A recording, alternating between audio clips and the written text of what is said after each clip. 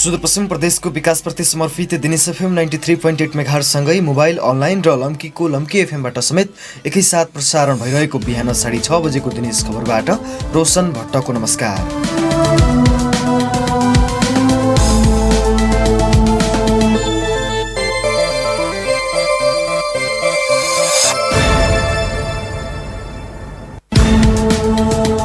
सुरुमा यस प्रसारणका प्रमुख खबरहरू। सरकारसँगको सहमतिपछि सुदूरपश्चिममा पनि कारागारमा रहेका विप्लव नेतृत्वको नेकपाका नेता रिहा। 50,000 धरोटी बुझाएर छुटेका केन्द्रीय सदस्य पुन भन्नुहुन्छ नयाँ राजनीतिक कोर्स अगाडि बढ्यो। संसदीय संघीय गणतन्त्रको थियो, त्यसको ठाउँ अब वैज्ञानिक समाजवादको कोर्सले चाहिँ लियो र अब नयाँ राजनीतिक चाहिँ कोर्स अगाडि बढ्यो। धनगढी महानगरपालिकाका खोलानाला नगर विकास समितिले नै व्यक्तिको नाममा पास गर्दा बस्ती डुबान विकराल हुने चिन्ता। समितिले नै मापदण्ड नबनाई लालपूर्जा वितरण गर्दा समस्या भएको उपमहानगरपालिकाको स्पष्टोक्ति। स्वास्थ्य कार्यालय कैलालीले निर्माण गरेका प्रसुति केन्द्रका भवनमा कमसल सामग्री प्रयोग गरिएको आरोप। स्वीकृत डिजाइन इस्टिमेट बारम्बार परिवर्तन गर्दा समस्या भएको दाबी। ठेकेदारलाई भनेको तपाईँ इँटा यसरी आएको छ र यो इँटा चाहिँ क्यान्सल गर्नुपर्छ, इँटा चाहिँ गलत आएको छ भन्ने कुराहरूमा। कैलाली र कञ्चनपुरमा भारतीय सीमा क्षेत्रमा हुने चोरी तस्करी अझै रोकिएन। 5 महिनामा तस्करी नियन्त्रणमा खटिएका 2 प्रहरी सहित 3 जनाको मृत्यु। सीमा क्षेत्रमा सशस्त्र प्रहरीको सक्रियता घटेको गुनासो। र सुदूरपश्चिम प्रदेश सरकारद्वारा सार्वजनिक गरेको 3 वर्षीय कार्य प्रकृतिमा झुटा विवरण समावेश भएको खुलासा। सङ्घीय सरकारले निर्माण गरेको 50 शय्याको आयुर्वेदिक अस्पतालमा पनि आफ्नै पुस्तकमा। सरकार र नेत्र विक्रम चन्द विप्लव नेतृत्वको नेकपा बीच 3 बुँदे सहमति पत्रमा हस्ताक्षर भएको छ। सहमतिपछि सरकारद्वारा सो नेकपामाथि लगाइएको प्रतिबन्ध फुकुवा भएको हो। यसै क्रममा सुदूरपश्चिममा पनि विभिन्न मुद्दामा पक्राउ परेका नेकपाका नेता तथा कार्यकर्ताहरू रिहा भएका छन्। जिल्ला कारागार कैलालीमा रहनुभएका नेकपा केन्द्रीय सदस्य एवं पूर्व सेती महाकाली ब्युरो इन्चार्ज ओम प्रकाश पुन र ब्युरो सदस्य विवेक कुमार पनि शुक्रबार नै रिहा हुनुभएको छ। धनगढीको बेलीबाट पक्राउ पर्नुभएका नेता पुनलाई गत साउन 26 गतेदेखि जिल्ला कारागार कैलालीमा राखिएको थियो। उहाँ विरुद्ध हात हतियार सम्बन्धी मुद्दा चलाइएको थियो भने कुमाल विरुद्ध साङ्गठनिक अपराध सम्बन्धी मुद्दा चलाइएको जिल्ला कारागार कैलालीमा राखिएको थियो। कुमाललाई ललितपुरबाट फागुन 14 गते कैलाली ल्याइएको थियो। उहाँहरू दुवैजनाले जनै 50-50 हजार धरोटी बुझाएर रिहा भएका छन्। यसैबीच दिनेश खबरका सम्पादक लखन चौधरीले नेकपाका केन्द्रीय सदस्य पुनलाई सरकारको कदमलाई कसरी लिनुभएको छ, अब तपाईँहरूको एकीकृत जनक्रान्ति अभियान कसरी अगाडि बढ्छ भनेर सोध्नु भएको छ। धेरै गर्न बाँकी छ। त्यसो भए अनुसार चाहिँ अब हाम्रो लक्ष्य वैज्ञानिक समाजवाद भएको हुनाले हामी त्यसै अन्तर्गत लडेका हौँ र अहिलेको सरकारसँग हामीले शान्तिपूर्ण ढङ्गले वैज्ञानिक समाजवादको एजेन्डालाई जनताको बीचमा लैजाने भन्ने सहमति मात्रै भएको, यो विजय चाहिँ होइन। यो सरकारको जुन कदम छ नि, हजुर, यसलाई कसरी लिनुपर्छ मग्रमा? होइन, यो अहिले त अब देशमा हामीले जे भनेका थियौँ अहिलेको व्यवस्था उति बेलै दोस्रो संविधान सभा हुँदाखेरि र त्यसले संविधान निर्माण गर्दाखेरि त्यसपछिको राज्य व्यवस्था स्थापना हुँदाखेरि हामीले प्रतिगमन भयो है, यो पक्षगमनतिर गयो है राज्य भनेको थियौँ। त्यो पक्षगामी कदम नै हो। केपीजीको कदम पनि पक्षगामी नै थियो र अहिलेको संसद पुनर्स्थापना पनि पक्षगामी नै हो, अग्रगामी भन्ने चाहिँ होइन। त्यसकारण अब चाहिँ देशको राष्ट्रिय राजनीति एउटा नयाँ कोर्समा प्रवेश गर्यो। 62-63 पछाडि जो एउटा नयाँ कोर्समा प्रवेश गरेको थियो, अब चाहिँ के हो भन्दाखेरि संघीय गणतन्त्रको जो अब संसदीय संघीय गणतन्त्रको थियो त्यसको ठाउँ अब वैज्ञानिक समाजवादको कोर्सले चाहिँ लियो र अब नयाँ राजनीतिक चाहिँ कोर्स अगाडि बढ्यो। एकीकृत जनक्रान्तिको अभियान थियो नि, अब यो के हुन्छ? होइन, यो निरन्तर जारी नै छ नि। यो एकीकृत जनक्रान्ति अन्तर्गतकै चाहिँ स्टेप हो, यो पहिलो स्टेप हो। जस्तो कि अब यो राजनीतिक वीरतामा अब केपी ओलीको यो एउटा यो गोट्टीको रूपमा एउटा कदमको रूपमा पनि लिने गरिएको पनि पाइन्छ। होइन, त्यस्तो कुरा होइन, किनभने हाम्रो चाहिँ पहिला पनि चाहिँ केपी ओलीजीले त्यो संसद विघटनको कदम नलिँदै पनि हाम्रा वार्ता संवादहरू अनौपचारिक हिसाबले भइरहेका थिए। उहाँले त्यो कदम लिइसकेपछि पनि निरन्तर जारी रह्यो र त्यसपछि पनि निरन्तर जारी रह्यो। किन भन्दाखेरि हामीले चाहिँ संसद पुनर्स्थापनालाई पनि हामी प्रगतिशील भनेका छैनौँ र संसद विघटन पनि प्रतिगमन भित्रकै प्रतिगमन थियो। त्यो चाहिँ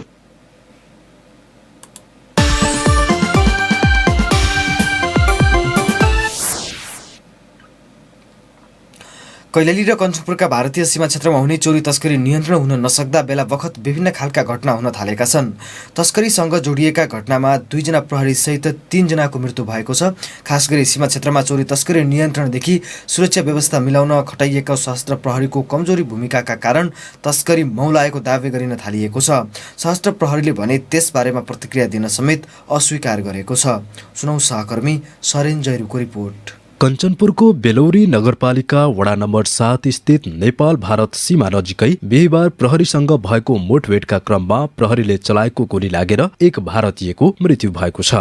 सामान तस्करीमा संलग्न भनिएका ती युवक सहितको समूहले नेपाल प्रहरीलाई देख्ने बित्तिकै गोली चलाएपछि जवाबी फायरिङ गर्दा मृत्यु भएको बताइएको छ भने एक नेपाल प्रहरी घाइते भएका छन्। जिल्ला प्रहरी कार्यालय कञ्चनपुरका प्रहरी प्रवक्ता प्रहरी नायब उपरीक्षक अमर बहादुर थापा छेत्री त्यो 4 जनाको समूहबाट चाहिँ त्यो प्रहरीमाथि चाहिँ गोली प्रहार भइसके पश्चात प्रहरीले पनि जवाबी त्यस क्रममा चाहिँ एकजना गम्भीर अवस्थामा घाइते भइसके पश्चात उनलाई चाहिँ अस्पतालमा ल्याउँदा डाक्टरले चाहिँ मृत घोषणा गरेको। गत कार्तिकमा केराउ तस्करी रोक्न खोज्दा तस्करको समूहले धनगढीको जुगेडामा 2 प्रहरीको हत्या गरेको थियो। त्यसपछि कैलाली र कञ्चनपुरमा भारतसँग सीमा जोडिएका क्षेत्रमा पछिल्लो समय नेपाली सुरक्षाकर्मीको उपस्थिति बढाइएको स्थानीय प्रशासनहरू बताउँछन्। तर भारतबाट हुने तस्करी भने रोकिएको छैन। प्रशासनले पछिल्लो समयको तुलनामा अहिले तस्करी निकै नियन्त्रणमा आएको बताउने गरेको छ। तस्करी नियन्त्रणका लागि सचेतना पनि आवश्यक पर्ने भएकोले अन्य निकायको सहयोग पनि आवश्यक रहेको प्रशासनको भनाइ छ। कञ्चनपुरका प्रमुख जिल्ला अधिकारी रामकुमार महतो अवैध सामानहरू चाहिँ आयात गर्ने ल्याउने त्यसका नियन्त्रण गर्ने हैन त्यो सामाजिक अपराधहरूको घटनाहरूमा चाहिँ नियन्त्रण गर्ने काममा चाहिँ विगतको तुलनात्मक रूपमा चाहिँ धेरै प्रगति भएको छ र एउटै निकायको भन्दा पनि अब सचेतनाको पाटो पनि एउटा महत्त्वपूर्ण हो। न्यूनीकरणको लागि चाहिँ अब हरेक निकायको सहयोग आवश्यक हुन्छ। सीमा क्षेत्रमा तस्करी घटाउन कैलाली र कञ्चनपुरमा गरी 28 वटा सीमा सुरक्षा पोस्ट बीओपी छन्। कञ्चनपुरको डोके बजार, पुनर्वास, बेलौरी, बेलडाँडी, दोधारा चाँदनी, गड्डाचोकी र ब्रह्मदेव गरी 18 वटा बीओपी छन्। त्यस्तै कैलालीमा टिकापुरको श्रीलङ्का टापु, कालाकुण्डा, भजनीको कुसुमघाट, हिम्मतपुर, कैलालीको खोनपुर, भुइँयाफाटा, छोटकीपलिया, लट्ठाघाट, धनगढीको जुगेडा र बङराक्टान गरी 10 वटा बीओपी छन्। तर सीमा क्षेत्रमा हुने चोरी तस्करी नियन्त्रणमा प्रमुख भूमिका खेल्नुपर्ने सशस्त्र प्रहरीको सक्रियता कम हुँदै जाँदा प्रहरी मात्र तस्करको निशानामा पर्न थालेको गुनासो बढेको छ। सो विषयमा सशस्त्र प्रहरी नायब महानिरीक्षक प्रवीण श्रेष्ठलाई प्रतिक्रिया माग्न खोज्दा उहाँले बोल्न नमिल्ने बताउनुभयो। कैलालीमा 101 किलोमिटर क्षेत्रफल भारतसँग जोडिएको छ भने कञ्चनपुरमा 129.5 किलोमिटर क्षेत्रफल भारतीय सीमासँग जोडिएको छ। खुला सिमाना भएका कारण पनि यस क्षेत्रमा तस्करीका घटना दिन प्रतिदिन वृद्धि हुँदै गएको दावी गरिएको छ।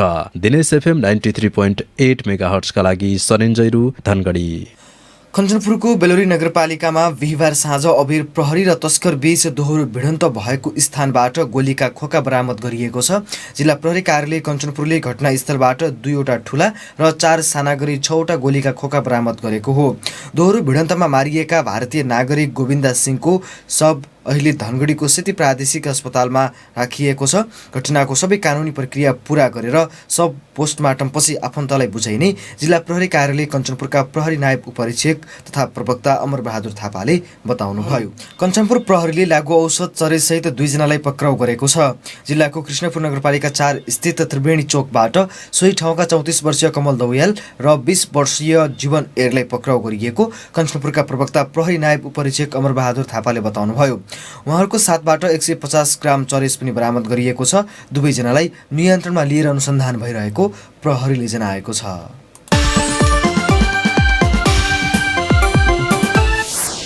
स्वास्थ्य कार्यालय कैलालीले निर्माण गरेका प्रसुति केन्द्रका भवनमा कमसल निर्माण सामग्री प्रयोग भएको आरोप लागेको छ।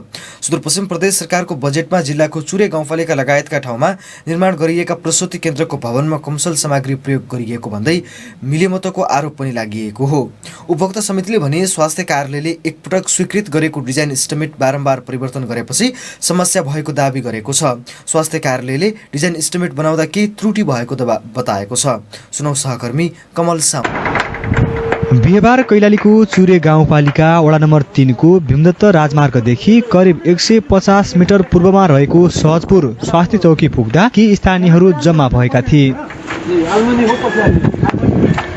उनीहरू छत हालेर ढलान गर्न बाँकी रहेको, भवनमा प्रयोग भएका इट्टा फुटाउँदै कमसल रहेको भन्दै आपसमा कुराकानी गरिरहेका थिए। स्वास्थ्य कार्यालय कैलाली मार्फत सुदूरपश्चिम सरकारले 25 लाखको लागत रहेको भवन उपभोक्ता समितिले निर्माण गरेको हो। भवन निर्माण गर्दा 17,000 मा 500 इट्टा कमसल प्रयोग गरिएको आरोप लगाइएको छ। चुरे गाउँपालिका वडा नम्बर 3 का अध्यक्ष टेक बहादुर शाही त्यो उपभोक्ता समिति प्लस चाहिँ त्यो काम गर्नेलाई तपाईको मिक्स इटा आएको छ, यो इटा चाहिँ प्रयोग नगर्नु होला भन्ने कुरा मैले त्यो राखेकै हो। राखिसकेपछि तिनीहरूले बीचबीचमा चाहिँ ग्यापमा चाहिँ इटा लागेको छ, 400-500 इटा त्यो भित्र लागेको छ। अब 200-300 इटा चाहिँ त्यो चाहिँ बाहिर नै छ यहाँ। अनि सेकेन्ड ट्रिप पनि इटा आउने चाहिँ क्रममा थियो। सेकेन्ड ट्रिप इटा आउने भयो भने ठेकेदारलाई भनेको तपाईँको इटा यसरी आएको छ र यो इटा चाहिँ क्यान्सल गर्नुपर्छ, इटा चाहिँ गलत आएको छ भन्ने कुराहरूमा एक गाडी आइरहेको छ अङ्कल आज पनि भने त्यो गाडी आएछ भने यहाँ अनलोड नगर्नुहोस्, ऊ भट्टामा अनलोड गर्नुहोस् भनेपछि त्यो गाडी चाहिँ मैले चाहिँ घरमा अनलोड गरिरहेको छ। अब त्यो हामीले अब अलिकति यसमा चाहिँ इटामा दोयम इटा भन्छ के इटा भन्छ त्यो चाहिँ त्यस्तो खालको चाहिँ इटा देखिया छ, हल्का खसासे इटा जति यसमा। स्वास्थ्य कार्यालय कैलालीले पटक पटक स्वीकृति डिजाइन र इस्टिमेटमा परिवर्तन गर्दा आफूहरूलाई समस्या भएको गुनासो उपभोक्ता समितिको छ। उपभोक्ता समितिका अध्यक्ष लोकेन्द्र राणा पहिला तपाईँको इस्टिमेट दियो भन्छन्, इस्टिमेट दिइसकेपछि हामीहरू अब यहाँ हाम्रो समितिहरू आउनु पर्यो नि, त्यहाँ छलफल गर्नु पर्यो। त्यसपछि हामी गयौँ, गइसकेपछि इस्टिमेट हेर्दाखेरि मात्रै फेरि हजुरको इस्टिमेट चेन्ज छ। पहिला 9वटा पिल्लरको थियो हेर्नुहोस्, पछि आएर 12वटा पिल्लरको छ। अनि त्यसपछि तपाईँको यो जनसरमदान हुन्छ नि सर, पहिला कति 10.5 कति पोइन्ट राखेको थियो, पछि सिधा 20% बनाइदिएको हेर्नुहोस्। अनि त्यस्तो सम्भव भएन नि, हामी त काम गर्नै सक्दैन। किनभने अहिले राज्यले त अब मान्छेले 2% पनि श्रमदान गर्दैन, 20% कसरी श्रमदान गर्छ, फेरि लागत मूल्य भने त्यति निकालेको छ। सूर्यसहित कैलालीमा 7 ठाउँमा प्रसूति केन्द्र भवन निर्माणका लागि प्रदेश सरकारले स्वास्थ्य कार्यालय कैलालीलाई 25 लाखका दरले चालु आर्थिक वर्षमा 1,75,00,000 बजेट दिएको छ। सुरुमा 8वटा पिलर सहितको प्रसूति केन्द्र निर्माण गर्न दिएको इस्टिमेटमा परिमार्जन गर्दै 12 पिलरको हुनुपर्ने बनाइएपछि प्रसूति केन्द्र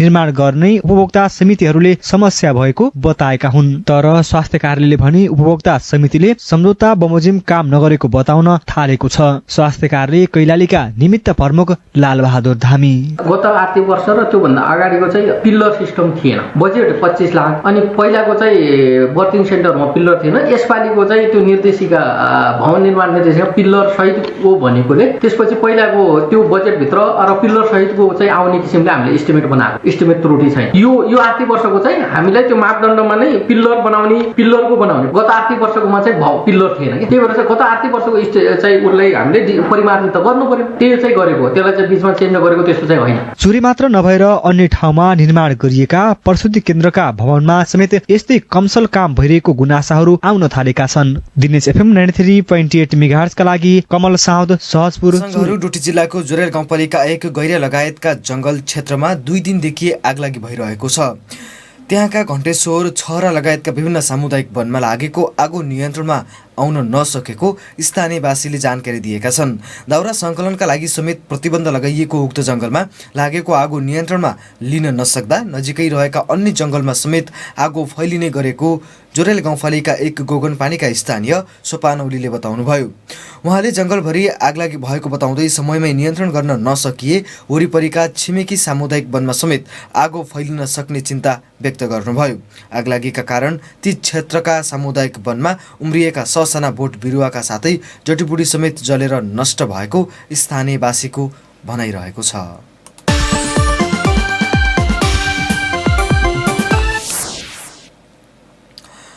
सुदूरपश्चिम प्रदेश सरकारले आफ्नो 3 वर्षीय कार्य प्रगतिको झुटो विवरण सार्वजनिक गरेको छ। यही फागुन 5 गते प्रदेश सरकार स्थापना भएको 3 वर्षको अवसरमा सार्वजनिक गरिएको पुस्तकमा झुटा विवरणहरू समावेश गरिएको खुलेको हो। प्रदेश सरकारले हालै सार्वजनिक गरेको पुस्तकमा आफ्नो प्रमुख उपलब्धिहरूमा संघीय सरकारले गरेका कामहरू पनि समावेश गरेको पाइएको छ। संघीय सरकारले धनगढीमा निर्माण गरेको 50 शय्याको आयुर्वेदिक अस्पताललाई प्रमुख उपलब्धिको रूपमा समावेश गरेको छ। सुनौ एक सामग्री। संघीय सरकारको 16 करोड 36 लाख लगानीमा निर्माण भएको प्रादेशिक आयुर्वेदिक अस्पताललाई सुदूरपश्चिम प्रदेश सरकारले आफूले बनाएको भन्दै झुट्टा प्रचार गरेको हो। प्रत्येक प्रदेशमा विशेषज्ञ सेवा सहितको एक आयुर्वेदिक अस्पताल सञ्चालन गर्ने संघीय स्वास्थ्य मन्त्रालयको अवधारणा अनुसार धनगढीमा पनि 50 शय्याको अस्पताल निर्माण भइरहेको छ। संघीय सरकार मातहत रहेको शहरी विकास तथा भवन निर्माण विभाग संघीय आयोजना कार्यान्वयन इकाइले निर्माण गर्ने गरी 2074 सालको पुसमा सम्झौता भएको थियो। तर 2074 सालकै फागुनमा मात्रै स्थापना भएको सुदूरपश्चिम प्रदेश सरकारले आफ्नो 3 वर्षको प्रगतिमा उक्त आयुर्वेदिक अस्पताललाई राखेको छ। सुदूरपश्चिम प्रदेशमा आयुर्वेदको अस्पताल नरहेका बेला विशेषज्ञ सेवा दिने उद्देश्य राखिएको उक्त प्रादेशिक आयुर्वेदिक अस्पतालमा 13 जना विशेषज्ञ डाक्टरहरूले स्वास्थ्य सेवा दिनेछन् भने यसले सुदूरपश्चिम प्रदेशमा बिरामीहरू आयुर्वेदिक चिकित्सा मार्फत उपचार पाउने विश्वास गरिएको छ। तर सुदूरपश्चिम प्रदेश सरकारले भने धनगढी उपमहानगरपालिकाको वडा नम्बर 13 राजपुरमा निर्माण भइरहेको अस्पताल आफूले निर्माण गरेको भन्दै झुट्टा प्रचार गरेको आरोप लागेको छ। प्रदेशको सामाजिक विकास मन्त्रालयले भने संघीय सरकारले निर्माण गरे पनि प्रदेश सरकारलाई नै हस्तान्तरण हुने दाबी गरेको छ। अहिलेको सेती आयुर्वेदिक औषधालयलाई समेत गाभेर अस्पताल सञ्चालन गर्ने बताइएको छ। यो सँगै प्रदेश सरकारले आफ्नो 3 वर्षीय प्रमुख उपलब्धिमा संघीय सरकारले गरेका कामहरू उल्लेख गरेर जस लिन खोजेको आरोप लागेको छ। दिनेश एफएम 93.8 मेगाहर्जका लागि रोशन भट्ट, धनगढी। धनगढी उपमहानगरपालिका भएर बग्ने सुकुटी, कैलाली लगायतका खोलानालाको जग्गा विगतमा धनगढी नगर विकास समितिले नै व्यक्तिको नाममा पास गरेको हुँदा बजार क्षेत्र लगायतका बस्तीमा डुबान झन विकराल हुने चिन्ता गरिएको छ। 2048 सालदेखि 2072 सम्म धनगढीमा नगर विकासले मापदण्ड नै नबनाई खोला नाला किनारको जग्गाको लालपूर्जा वितरण गरेको हुँदा डुबानको समस्या समाधान गर्न झन जटिलता थपिएको उपमहानगरपालिकाले जनाएको छ। सुनौ सहकर्मी नारायण अवस्थीको रिपोर्ट। धनगढी उपमहानगरपालिका वडा नम्बर 2 सन्तोषी टोलका ताराप्रसाद जोशी 2035 सालमा धनगढी बसाई सर्नु भएको थियो। त्यो बेला धनगढीको बस्ती सानो र यहाँका खोला नालाको चौडाइ भने अहिलेको भन्दा निकै फराकिलो रहेको जोशी बताउनुहुन्छ। त्यति बेला अत्यधिक पानी परेको बेला समेत बस्तीमा पानी नपस्ने गरेको, तर अहिले भने पानी थोरै पर्दा पनि धनगढीको बजार सहितका विभिन्न बस्तीमा डुबान हुने कारण खोला नाला अतिक्रमण रहेको बुझाइ जोशीको छ। सब नालाहरू क्याप्चर गरिसके, हेर्ने को हेर्नुहोस्। अब यहाँ त अब अहिले त 35 सालको तुलनामा हेर्ने भनेको चाहिँ अहिले त यी नालाहरू त छन् कि छैनन् भने जस्तै पनि भइसक्यो। धनगढी उपमहानगरपालिकाको वर्तमान जनप्रतिनिधिको पहिलो कार्यपालिकाको बैठकले खोला नालाको अतिक्रमण हटाएर डुबानको समस्या दीर्घकालीन रूपमै समाधान गर्ने निर्णय गरेको थियो। तर सो निर्णय बमोजिम समिति गठन भएर केही ठाउँको खोला नालाको नापजाँच गरेर प्रतिवेदन बनाइएको भनिए पनि सो प्रतिवेदन समेत सार्वजनिक गर्न नसकेको उपमहानगरपालिकाले खोला नालाको जग्गा खाली गर्ने कुरा भने दोहोर्याइ नै रहेको छ। विगतमा नगर विकास समितिले खोला नालाको जग्गाको समेत लालपूर्जा बनाई वितरण गरेपछि अतिक्रमण हटाउन मुस्किल भएको बताउनुहुन्छ उपमहानगरका प्रवक्ता सन्तोष मुण्डभरी। खोलाको भाग क्लियर गर्ने विषयमा हामी त्यसमा कुनै दुविधा छैन। खोलाको जुन नक्सामा तोकिएको भाग छ त्यो भाग खोलाको आधासम्म लालपूर्जा दिएकै भए पनि यदि संरचनाको सही उपाय छ त्यो संरचना हामी हटाउँछौँ। धनगढी नगर विकास समितिले 2048 देखि 2072 सम्मको 24 वर्षको अन्तरालमा नगर क्षेत्रमा 931 बिघा ऐलानी जग्गाको लालपूर्जा वितरण गरेको पाइएको छ। 2048 देखि 2060 सम्म 734 बिघा र 2063 देखि 2072 को बीचमा 197 बिघा सरकारी जग्गा विभिन्न व्यक्तिको नाममा दर्ता गरिएको छ। यसरी दर्ता गरिँदा खोला नाला, ताल, कुलो र अन्य खाली जमिनलाई पहुँच र प्रभावको आधारमा वितरण गरेको नगर विकास समितिका पदाधिकारीलाई आरोप लाग्दै आएको छ। तर 2065 मा धनगढी नगर विकास समितिको अध्यक्ष रहेका गोविन्द राणाले भने आफ्नो 1 वर्षीय कार्यकालमा खोला नालाको जग्गा नपर्ने गरी लालपूर्जा वितरण गर्न र अतिक्रमण हटाउन मापदण्ड बनाएर नगरपालिकालाई समेत बुझाएको दावी गर्नुभएको छ। उहाँले आफूले बनाएको मापदण्ड हेर्न समेत आग्रह गर्नुभएको छ। नगर विकास समितिका पूर्व अध्यक्ष राणा 65-66 तिर चाहिँ म नगर विकास समितिको अध्यक्ष भएको थिएँ। त्यो बेला खोला मासियो भन्ने कुरा जनताहरूबाट आवाज उठ्दाखेरि मैले एउटा चाहिँ कार्यदल चाहिँ गठन गरेको थिएँ। खोलाको बीच सेन्टरबाट 50 फिट दायाँ 50 फिट बायाँ त्यसरी चाहिँ उहाँले चाहिँ प्रतिवेदन पेश गर्दाखेरि मैले बोर्ड कमिटीबाट चाहिँ त्यही पास गरेँ। धनगढीमा एकातिर वर्षातमा पानी पर्दा डुबान हुने चिन्ता नगरवासीलाई छ भने अर्कोतर्फ खोलाको जग्गा समेत दर्ता गरिएका लालपूर्जा भएकाहरूले आफूलाई अतिक्रमणकारी भनेर बदनाम गर्ने कोसिस भएको गुनासो गर्ने गरेका छन्। धनगढी उपमहानगरपालिकाले भने कानुनी प्रक्रिया मिलाएर ढिलो चाँडो खोला नालाको अतिक्रमण हटाउने प्रतिबद्धता दोहोर्याउने गरेको छ। दिनेश एफएम 93.8 मेगाहर्जका लागि नारायण अवस्थी, धनगढी। बझाङमा 2 जना फरार प्रतिवादी पक्राउ परेका छन्। गाली बेइज्जती मुद्दामा संलग्न रहेको मस्ट गाउँपालिकाका 61 वर्षीय झिल्की बुढालाई 13 वर्षपछि पक्राउ गरिएको जिल्ला प्रहरी कार्यालयले जनाएको छ। प्रहरीका अनुसार सार्वजनिक अपराधमा संलग्न रहेका जय पृथ्वी नगरपालिकाकी 40 वर्षीय सुपारी सुनारलाई पनि 5 वर्षपछि पक्राउ गरिएको छ।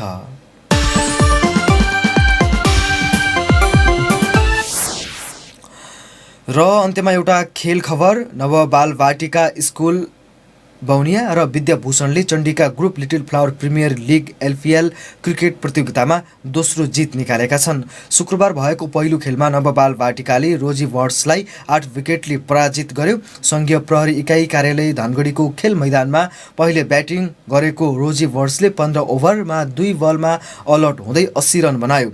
रोजी वर्ड्सका याकुब मियाले 24 रन बनाए। बाल वाटिकाका विशाल विक्रम केसीले 3, हिमाल बेक र हिमाल मल्लले 2-2 विकेट लिए। रोजी वर्ड्सले दिएको सामान्य लक्ष्य बालवाटिकाले 9 ओभर 2 विकेटमा गुमाउँदै पुरा गरेको थियो। बालवाटिकाका लागि विशाल विक्रम केसीले अभिजित 26 रन जोड्दा कमल ओलीले अभिजित 15 रन बनाए। खेलको प्लेयर अफ द म्याच बालवाटिकाका विशाल विक्रम केसी चुनिनु भएको थियो। प्रतियोगितामा बालवाटिकाको दोस्रो जित रहेको छ। यस्तै शुक्रबार नै भएको दोस्रो खेलमा विद्याभूषणले धनगढीको त्रिनगर माविलाई 64 रनले फराकिलो अन्तरले पराजित गरेको छ। टस जितेर पहिले ब्याटिङ गरेको विद्याभूषणले 17 ओभरमा सबै विकेट गुमाउँदै 91 रन बनाएको थियो। उसका लागि प्रदीप चन्दले 36 रन बनाए। त्रिनगरका खड्क नगरकोटीले 3, वसन्त थापा, पदम पनेरू र सुलभ सेवाले 2-2 विकेट लिए।